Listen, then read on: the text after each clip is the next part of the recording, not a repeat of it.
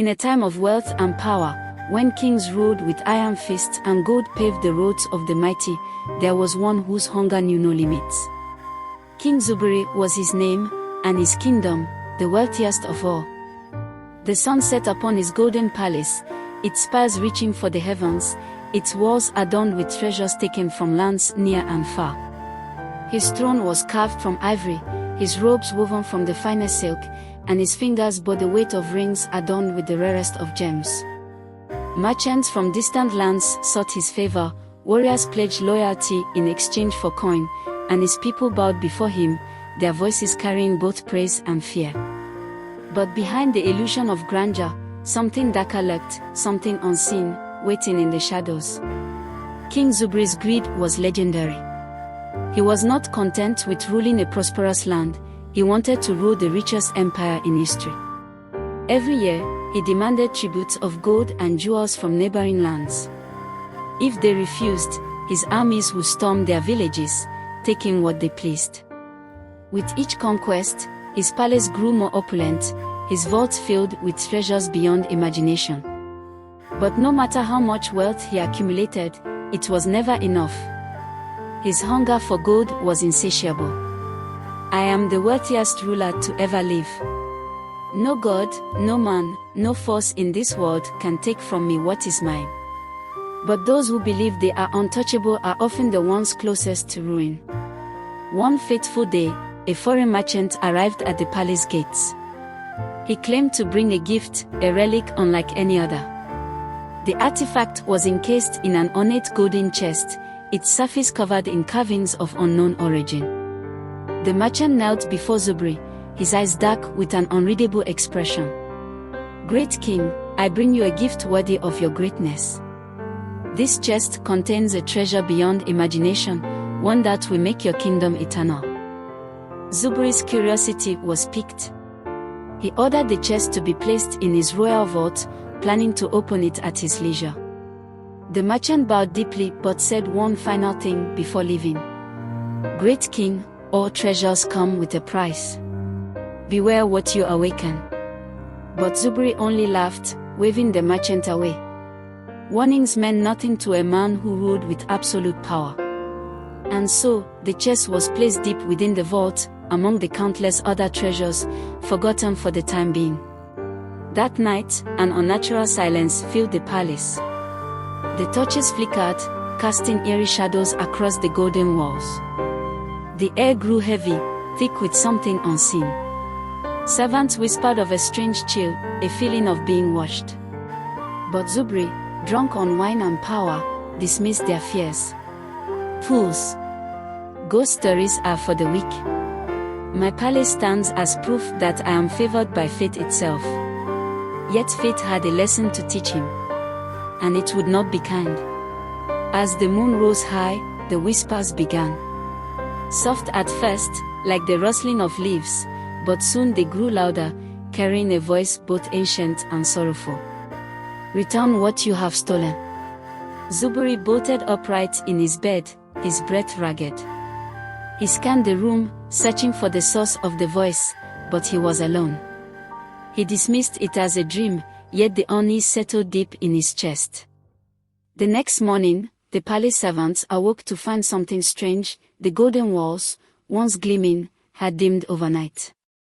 A blackened stain, small but unmistakable, had appeared on the surface of the throne room pillars.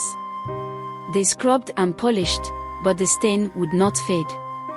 Instead, it grew darker, as though something deep within the palace itself had begun to rot. The first sign of ruin had come. But Zuberi, blind to the warnings, refused to see. Instead of heeding the growing unease in the palace, he turned his attention to another conquest. He sent his armies to plunder more villages, seeking out new treasures to replace the ones he feared were losing their luster. But with each stolen relic, the whispers in the palace grew louder. The darkness spread. Servants whispered among themselves. They spoke of the merchant's warning, of the cursed chest that had been locked away in the vault. Some swore they saw shadows moving where no one stood. Others heard whispers calling their names in the dead of night. Still, Zuberi dismissed their concerns. He was king. He was untouchable. But deep inside, doubt had begun to fester. For a man who owns everything, the greatest enemy is losing control. And Zuberi was about to learn how little control he truly had. Zuberi's obsession with wealth was more than a simple desire for riches. It was an addiction, an unquenchable thirst. Every day, he walked through his vaults, running his fingers along the stacks of gold bars, admiring the gleam of rare gemstones. He counted his treasures, measured them, and yet, every time he left, he felt as though it was not enough. The palace halls were lined with golden statues, tributes to his rule, but even they did not satisfy his hunger. He demanded more. More gold, more jewels, more power. His soldiers raided distant lands, pillaging sacred temples, stripping villages of their wealth. And as his treasures grew, so did his arrogance. A ruler's strength is measured by his wealth. And I am the strongest of them all. But strength built on greed is nothing more than a house of sand, waiting for the tide to rise. His advisors, once loyal and proud, now whispered in worried tones. They saw the signs, the rotting food in the royal kitchens, the dimming of the golden walls. But Zuberi dismissed their concerns, believing them to be superstitious nonsense. One night, as he stood in his treasure chamber, admiring his riches, he noticed something strange. A single golden chalice, once flawless, had begun to tarnish. He picked it up, examining it closely. The once gleaming surface was now marred with black veins, as though the gold itself was dying. For the first time, a sliver of doubt entered his mind. But it was too late to turn back now. Zuberi's wealth was unparalleled. His vaults overflowed with gold, his courtyards paved with ivory. He demanded tributes from every conquered kingdom, forcing their rulers to send chests of treasure year after year. His soldiers, loyal only to his coin, patrolled his lands with iron fists, ensuring that no one dared oppose him. But no matter how much wealth he gathered, he remained unsatisfied. His dreams were haunted by visions of treasure slipping through his fingers, disappearing before his eyes. He would wake in a cold sweat, clutching at his golden rings as if they, too, might vanish. More. I need more. His greed knew no bounds. The people of his kingdom suffered under heavy taxes, forced to give up what little they had to satisfy their rulers' insatiable hunger. The markets grew empty, famine spread, and yet Zuberi cared for nothing but the glint of gold in his vaults. His ministers pleaded with him. My king, the people are starving. The lands are dry, the rivers are empty. Perhaps it is time to ease the burdens of our kingdom. Weak men speak of limits. My kingdom is built on wealth, and so it shall remain. But what Zuberi did not understand was that wealth is only as strong as the hands that hold it. And soon, his grip would begin to weaken. That night, the whispers returned. Louder. More insistent. This time, they did not simply echo through the halls, they called his name. Zuberi, return what you have taken. Zuberi sat upright in bed, his heart pounding. The room was cold, the air thick with something unseen. He rose, grabbing a golden candelabra, and moved through the halls, seeking the source of the voice. His footsteps echoed against the marble floors. The torches flickered wildly as he passed, casting twisted shadows against the walls. When he reached his treasury, he froze. The golden chest, the merchant's gift, was open. Yet no one had touched it. It was then that he realized something had changed. And for the first time in his life, Zuberi felt fear. His paranoia deepened. He ordered his guards to double their watch. He accused his advisors of betrayal, believing that they had opened the chest. But when they swore their innocence, the unease inside him grew heavier. Something is happening in this palace. I will not be made a fool. The following day, another strange occurrence struck fear into the palace. The great golden statue of his ancestors, one that had stood for centuries, had begun to crack.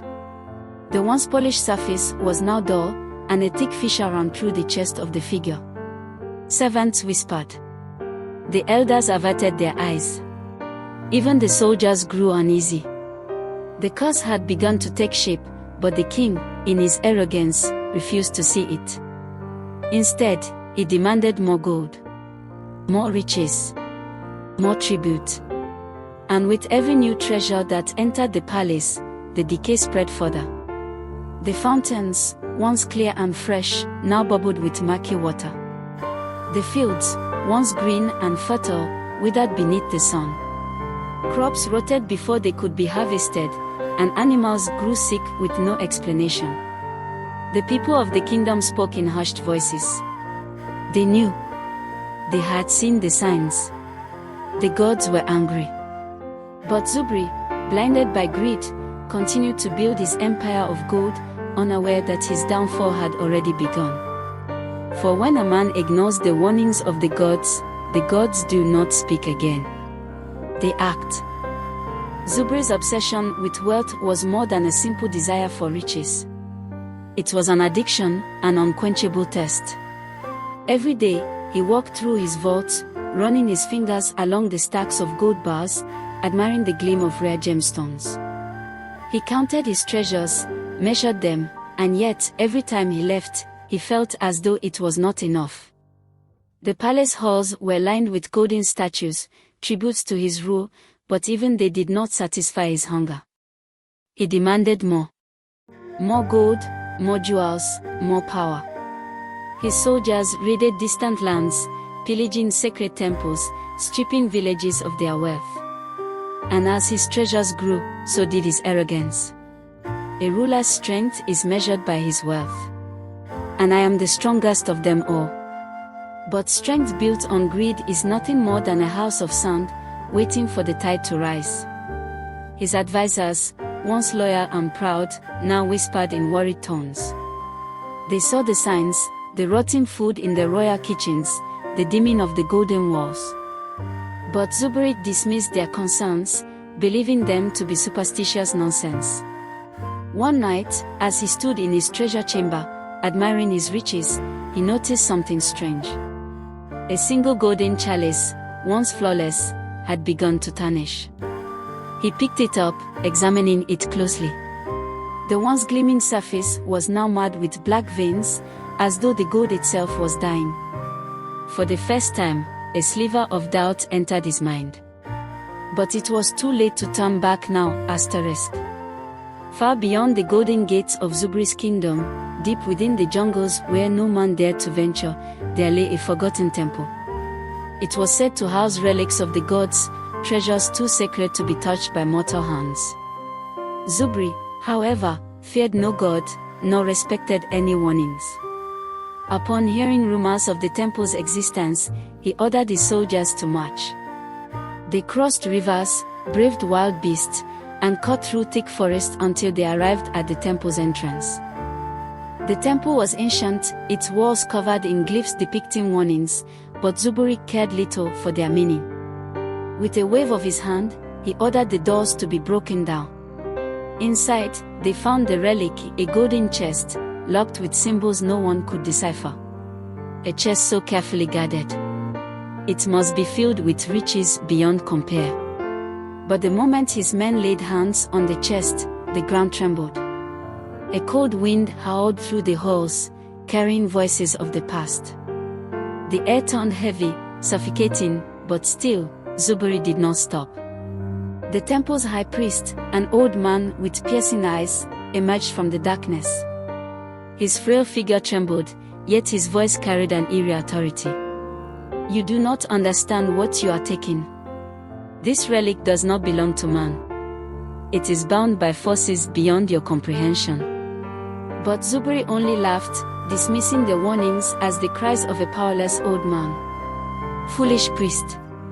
Everything in this world belongs to those strong enough to take it. He signaled his guards to seize the chest, dragging it from the temple as the old man watched in silent despair. As they exited, the priest raised his hands to the heavens, whispering an incantation. The skies above darkened. The winds roared with unnatural fury, and the jungle itself seemed to shudder. That night, the chest was carried back to the palace. And with it, something else, something unseen, something waiting. When the chest arrived at the royal vault, the palace grew eerily silent. The once warm glow of the golden walls seemed to dim, the air turned stale, and a faint, unexplainable chill settled over the great halls. The chest was placed deep within the vault, among the endless stacks of treasure. But unlike the other riches, it seemed different. The moment it touched the ground, the shadows in the corners of the room stretched, moving as if alive. That night, the first of the nightmares began. King Zuberi awoke in his chamber, drenched in sweat. The room was colder than it should have been, and the torches had burned out without cause. As he sat up, he heard it. A whisper. "Return what you have stolen." Zuberi's heart pounded against his ribs. He scanned the darkness, searching for the source of the voice. But he saw nothing. The palace felt different in the morning. The golden statues lining the halls seemed duller, as if time had stolen their shine overnight. The servants whispered among themselves, their eyes darting nervously. Something is wrong. The halls, they feel different. The whispers grew louder that night. This time, not just in Zuberi's chamber, but throughout the palace. The guards patrolling the vault reported hearing soft voices, voices that should not have been there. Yet Zuberi refused to acknowledge it. He sat upon his throne, addressing his advisors as though nothing had changed. But deep inside, unease festered. A king does not fear the dark. A king does not fear voices. But a king who ignores the warnings of the gods soon finds himself at their mercy.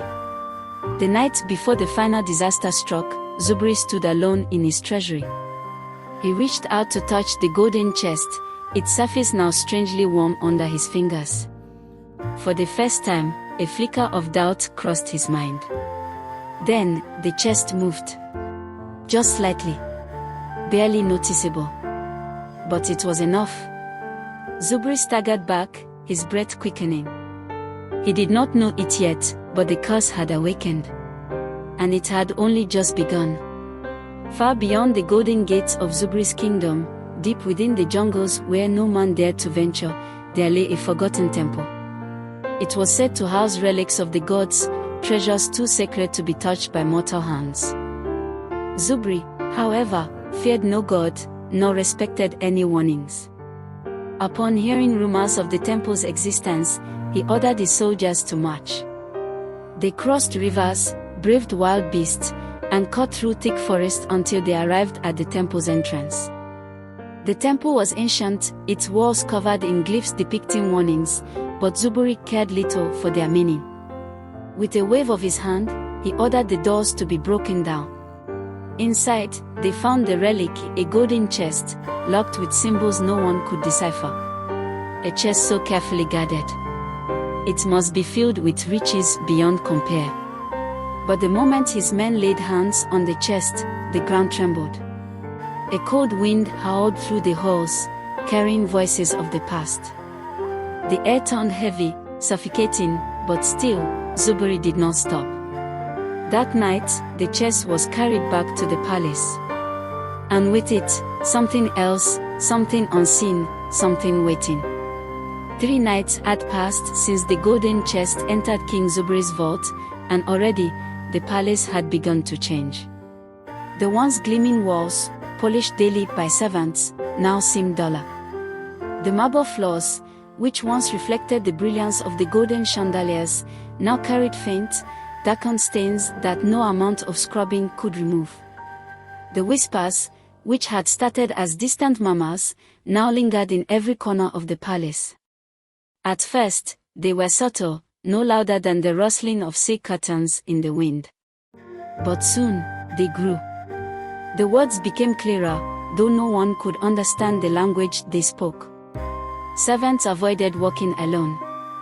The guards who patrolled the hallways gripped their spears tighter. Even the advisors, men of logic and wisdom, had begun to murmur about the strange occurrences. But King Zuberi, he refused to listen. My kingdom is built on strength, not superstition. I will not cower before the whispers of fools and cowards. But Zuberi had failed to realize one thing: the curse had already taken root. And now, it was beginning to bloom. The night of the vault keeper. The first true sign of the curse came on the fourth night. A palace guard, stationed outside the royal vault, was found collapsed by dawn. His armor was intact, his body bore no wounds, and yet his face was twisted in terror, his eyes wide and unseeing. The other guards rushed to his side, shaking him, trying to wake him, but the man did not respond. He sat motionless, his breath shallow, as if something had stolen the very essence of his soul. What happened here? Speak, soldier. The vault, it spoke. King Zuberi was informed immediately, but he dismissed it as nothing more than paranoia. He commanded that the guard be taken away and replaced.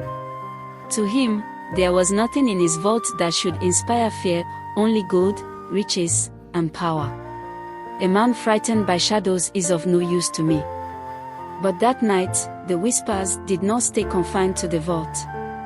They spread. And this time, Zuberi heard them himself. The king hears the whispers. Zuberi lay in his chamber, the moonlight casting long shadows across the room. He had drunk well that evening, feasted more than usual, yet sleep did not come. His mind was restless, his heart uneasy. And then, the whispers came. Return what you have stolen. Zuberi's breath hitched. He sat up, eyes scanning the darkness. The air in the room was colder than it should have been. The torches along the walls flickered wildly, as if struggling against an unseen force. A trick. That is all this is. A trick. But then the shadows moved. Not the way flickering light makes shadows dance, but with intent, with purpose. They stretched unnaturally long, creeping across the walls, reaching toward him. A deep, guttural whisper filled the room, louder now, almost a chant. Return what you have stolen, before it is too late. Zuberi leaped from his bed, grabbing the golden scepter that lay beside him, as if the mere touch of gold could protect him. He called for his guards, but when they burst into the room, the whispers had stopped. The shadows returned to their natural forms. My king, what is the matter? Double the watch. No man sleeps tonight. But no matter how many guards stood watch, no matter how many torches were lit, the whispers did not cease. And King Zuberi knew, deep in his heart, that something beyond his understanding had been awakened. The golden statues began to crack. The following day, the palace saw another omen. The golden statues that lined the entrance, tributes to the gods and ancestors, had begun to crack. Servants gasped, kneeling in fear before the once pristine figures. Thin, black fissures ran through their chests, as if something within was trying to escape.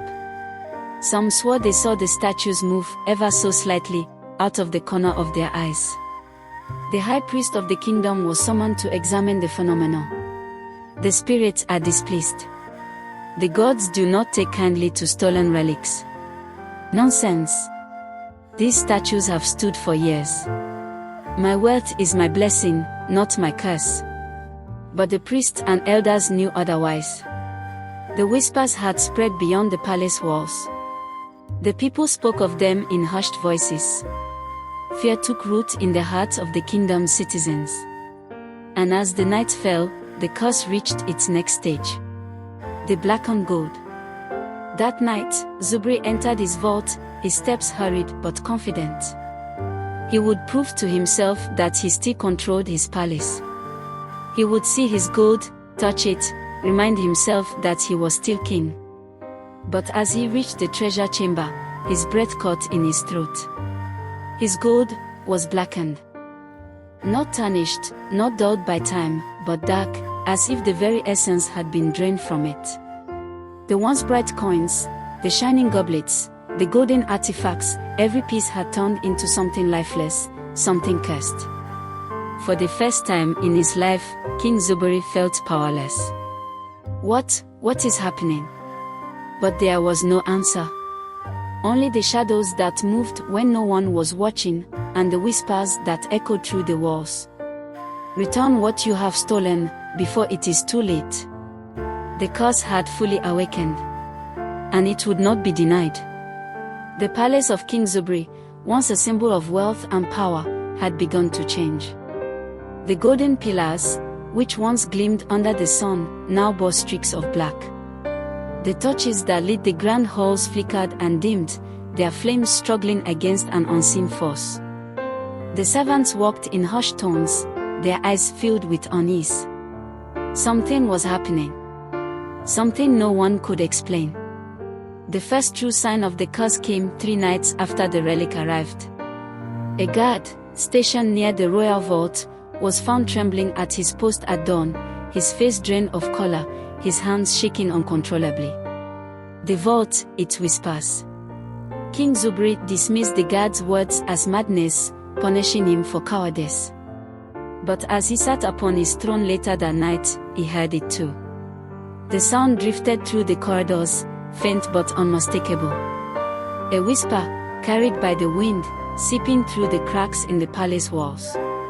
Return what you have stolen. Zuberi's grip on his golden scepter tightened. His heart pounded against his ribs. He turned to his advisors, but they were silent, their faces pale. I will not be frightened by the wind. Gold does not whisper. But the gold was whispering. And it would not stop. The curse had awakened. And it had only just begun. The curse was no longer an unseen force lurking in the dark. Now, it had begun to consume everything it touched. The grand halls, which once shone with the brilliance of polished gold, were now dull and lifeless. The vibrant banners that once celebrated Zuberi's victories now hung in tatters, their colors faded, their edges curling as if scorched by invisible flames. The first signs of decay were subtle. The air inside the palace grew heavy, carrying the scent of something rotting beneath the walls. The once refreshing fountains that had flowed like liquid diamonds now trickled thick, dark sludge. Servants whispered of unease, of shadows moving unnaturally in the corners of the halls. The palace, it is sick, my king. Nonsense. A palace of gold does not fall to sickness. But it did. And it began with the mirrors. The fading reflections. The great mirrors of Zuberi's palace had once been flawless, reflecting his wealth with perfect clarity. But as the days passed, they darkened. First, small black spots appeared along the edges, spreading like ink in water. Soon, entire reflections became distorted, as if the glass itself had grown sick. One evening, as King Zuberi passed by one of these mirrors, he stopped. His own reflection no longer mimicked his movements. It stared back at him, its eyes hollow, its golden crown darkened as though covered in soot. Zuberi stumbled back, heart pounding. He turned to his guards. Who has tampered with my mirrors? I will have their hands cut off. But no one had touched them. The mirrors had changed on their own. And the whispers within the walls grew louder. A feast turned to ruin. In an attempt to regain control, Zuberi ordered a great feast, filling the banquet halls with rare delicacies, spiced meats, and goblets overflowing with the finest wines. He would remind his people that he was still king, still powerful. But the palace had other plans. The moment the feast began, the candles flickered wildly, their flames twisting into unnatural shapes. The roasted meats that had been laid upon golden platters blackened before the guests' eyes, rotting within seconds. Fruits withered, turning to dust in their hands. Goblets of wine curdled into thick sludge, emitting a foul odor. The guests recoiled in horror. Servants dropped their trays, backing away from the cursed feast. Zuberi rose to his feet, rage boiling within him. "You dare defy my table? Who has done this?" No one spoke. No one moved. But then, the whispers returned, louder than before. "Return what you have stolen, before it is too late." The torches in the hall blew out all at once, plunging the room into darkness. A gust of wind howled through the corridors, though no doors or windows had been opened. The guests fled in terror, leaving the great king alone, standing amidst a banquet of wrath. For the first time in his life, Zuberi felt powerless. The palace walls began to crack. Over the next few nights, the palace itself began to change. The once smooth, golden walls developed deep cracks, as if unseen hands had clawed at them. The murals that had once depicted Zuberi's victories now twisted, their painted figures shifting into haunting, tormented shapes. The royal chambers were no longer safe. Servants who slept inside woke up screaming, their minds filled with nightmares they could not describe. Some vanished entirely, leaving behind only their footprints leading into empty corridors. Then came the sounds. Deep within the walls, something scratched. A slow, relentless creeping noise, as if something long buried was trying to break free. "My king, we must leave this place. The palace is cursed." "Silence. This is my kingdom. My palace. I will not flee like a coward." But even as he spoke, the ceiling above them groaned, dust falling in thin streams from above. The palace was not simply cursed, it was dying. And it would not die alone. The abandonment. As the days passed, fear spread through the kingdom. The people whispered of the curse, of their king's madness. Some fled in the night, abandoning their homes to escape whatever doom was approaching. The once crowded market streets grew empty, the great city slowly becoming a ghost town. Even the royal guards, once fiercely loyal, began deserting their post. Some spoke of shadows moving through the halls, whispering voices calling their names. Others claimed they had seen the golden statues begin to move when no one was looking. One by one, they slipped away, until only a handful remained. And still, Zuberi refused to accept his fate. Gold does not rot. Power does not fade. I am still king. I am still. But the palace did not care for his titles. It only cared for what had been stolen. And it would take everything from him in return. The final sign. On the eve of the full moon, the last sign appeared. The great golden doors of the throne room, which had stood firm for decades, suddenly crumbled to dust. The throne itself, once adorned with the finest silks and jewels, cracked down the middle, splitting apart as though struck by an unseen hand. "Return what you have stolen, before it is too late." But Zuberi had nothing left to return. The price had already been set. And the palace had come to collect. The curse was no longer an unseen force lurking in the dark. Now, it had begun to consume everything it touched. The grand halls, which once shone with the brilliance of polished gold, were now dull and lifeless. The vibrant banners that once celebrated Zuberi's victories now hung in tatters, their colors faded, their edges curling as if scorched by invisible flames. The golden statues that lined the great halls of Zuberi's palace, once lifeless monuments to his ancestors, had begun to stir.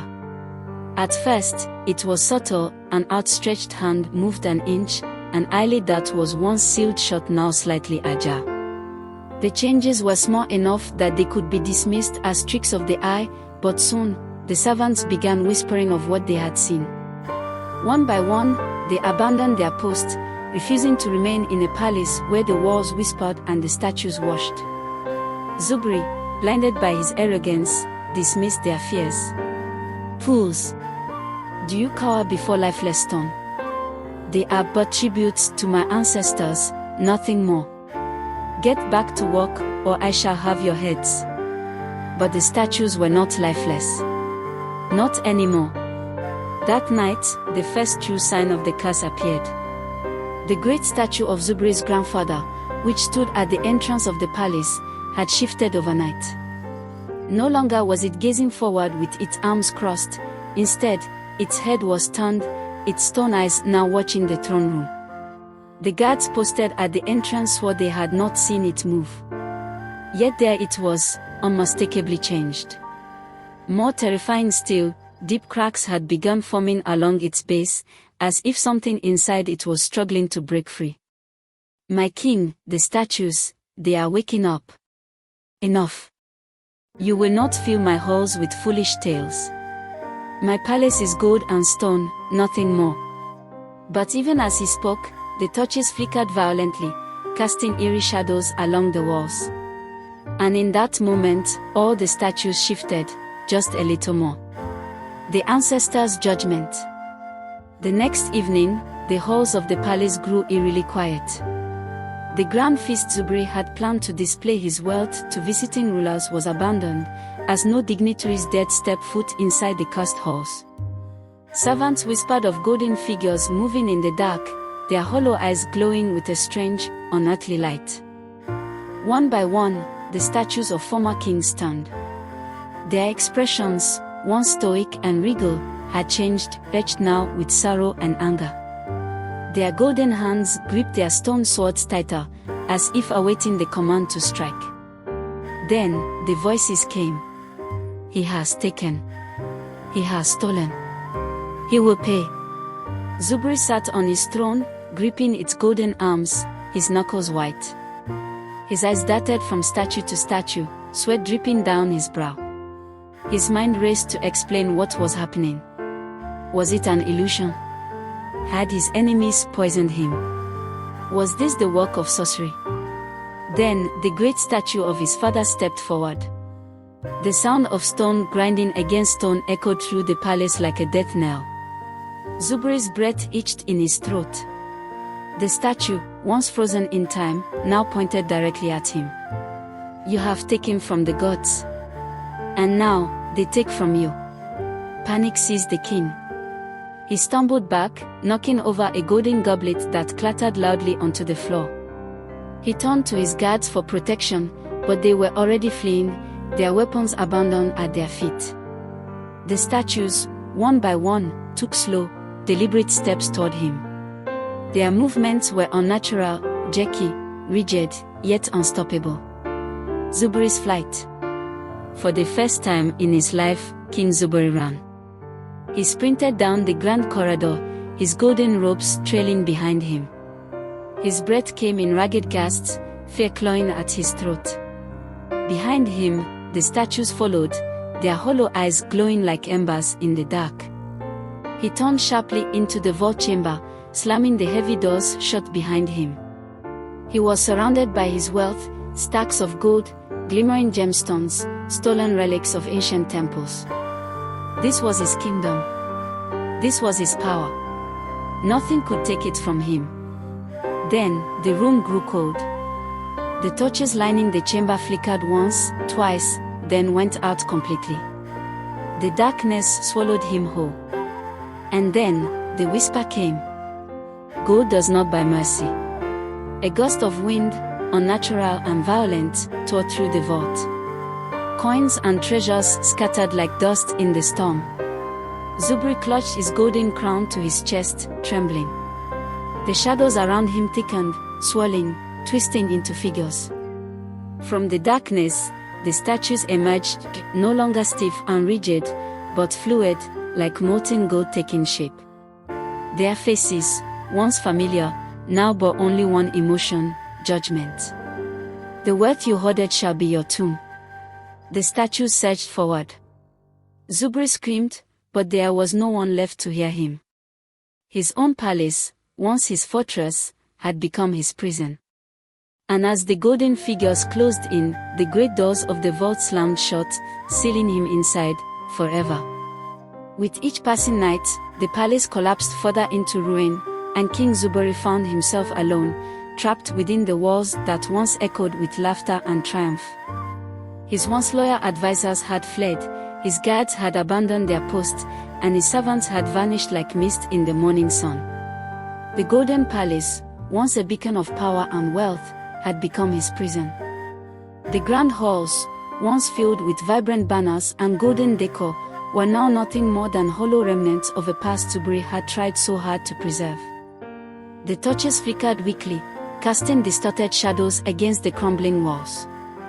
The heavy scent of damp stone and decay filled the air, suffocating him with every breath. Dust settled on the extravagant furnishings, untouched and forgotten. The whispers that had once haunted him were now deafening, their voices swirling around him like an endless wind. You have taken.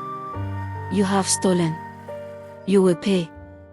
Zuberi gripped his head, trying to silence the voices, but they were inside his very mind. He staggered through the corridors, his golden robes now tattered, dragging along the floor like the rags of a beggar. His once proud crown, the very symbol of his reign, hung loosely on his head, too heavy for a man whose spirit was now broken. The statues of his ancestors lined the great hallway, their eyes glowing with a fiery judgment. They watched him, silent and unmoving, yet he could feel their condemnation. These were the rulers who had come before him, kings who had built and protected the kingdom, and now, they bore witness to his inevitable fall. Your greed has brought ruin. You will not leave this place. Zuberi recoiled as the ground beneath him trembled. The once polished marble floor cracked and split open, revealing darkness beneath. A powerful wind howled through the corridors, extinguishing the few remaining flames. His heart pounded in his chest as he turned, searching for an escape. This cannot be my fate. I am the greatest ruler this land has ever known. I am Zuberi, the king of kings. But the palace did not listen. The gods did not listen. The earth itself had passed judgment upon him. Suddenly, the walls of the throne room began to shift. The golden pillars, once symbols of his power, cracked and crumbled. The grand murals that once depicted his victories twisted into grotesque forms, the faces of the fallen staring at him in sorrow. His throne, the very seat of his reign, shuddered as deep cracks split across its surface. And then, with a resounding crack, it shattered into dust. Return what you have stolen, before it is too late. Zuberi turned, his breath coming in ragged gasps. He ran through the halls, his feet slipping on the unstable ground beneath him. The palace was collapsing, but there was nowhere to run. Every corridor he entered twisted back upon itself, leading him in circles. The walls groaned, closing in like a tomb. Then, a new horror arose. From the shadows, figures emerged, twisted, golden forms, their hollow eyes locked onto him. They were his ancestors, the kings before him, but their faces bore no mercy. Gold does not buy salvation. Zuberi screamed as the statues advanced, their heavy footsteps echoing through the ruins. He turned and ran toward the great vault where he had hoarded his wealth, where he believed his power still remained. But when he reached it, the great golden doors crumbled into dust before his eyes, revealing nothing but a vast, empty chamber. All his treasures, his gold, his jewels, his artifacts of stolen power, were gone. No, this cannot be. Where is my gold? Where is my kingdom? But there was no answer. The palace, his kingdom, and his legacy had crumbled around him, and all that remained was the weight of his sins. Then, the ground beneath him gave way. The floor cracked open, swallowing the last remnants of his once glorious empire. Zuberi let out one final, desperate scream as he fell into the abyss. The earth settled. The golden palace, once the pride of the land, lay in ruins. And the greedy king was no more. Years passed, and the golden palace became nothing more than a legend. Where once stood Zuberi's fortress of greed, nature reclaimed its space. The vines crawled over the fallen pillars, the land that had suffered under the weight of his greed flourished once more.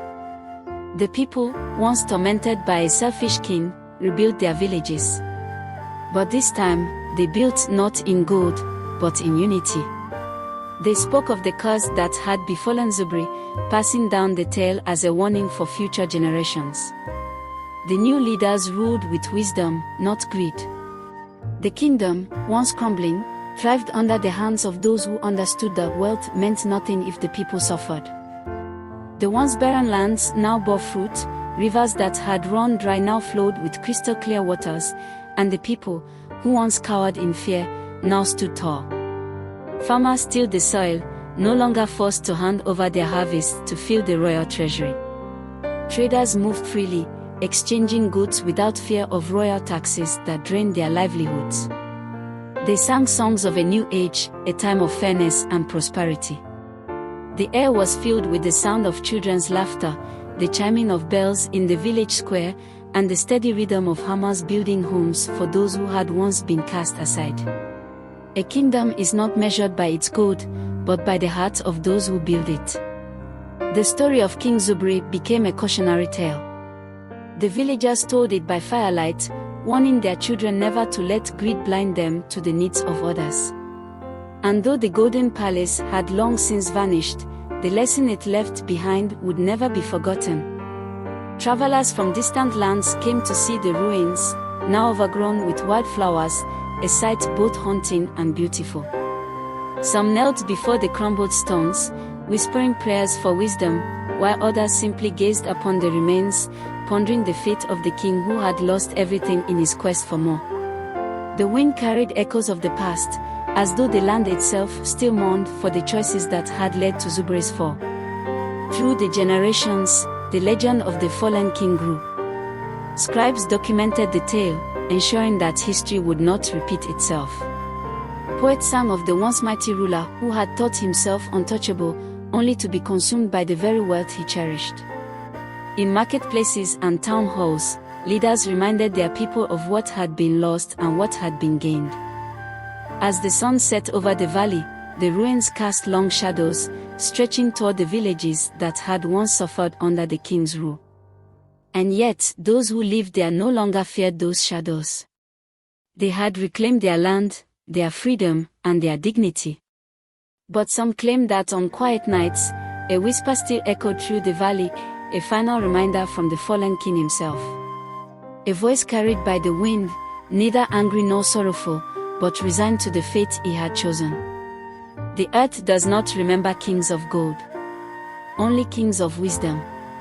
Until then, make sure to subscribe for more African tales. And comment your thoughts.